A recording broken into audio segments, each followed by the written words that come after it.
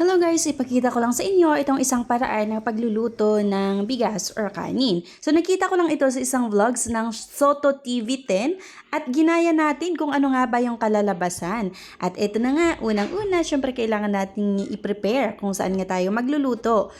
Kaya nilagyan ko nga ng tubig yung kaldero at kailangan din natin ng plastic labo at bigas. At ayan na nga, ilalagay na natin yung bigas sa plastic labo. Ayan, kailangan lang maayos at pagkalagay mo, kailangan mo din lagyan ito ng konting tubig.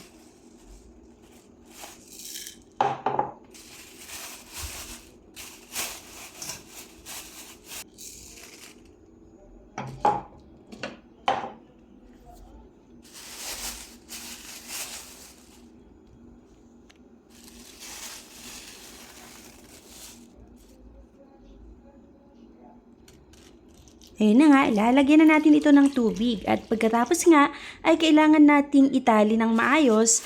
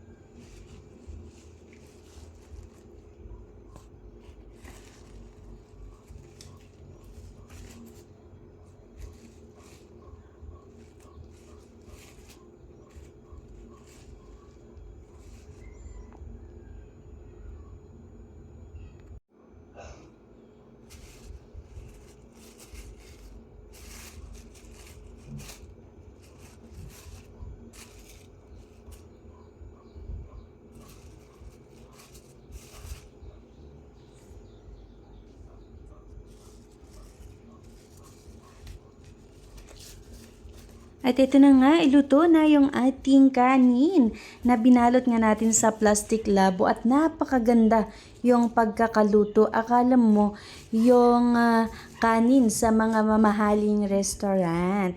Ang sarap yung yung pagkakaluto niya, hindi siya sunog, katamtaman lang talaga. At kung makikita nyo, para siya yung mga kanin na binibenta sa Korea, charot. Pero ang ganda talaga ang ganda ng pagkakaluto at masarap din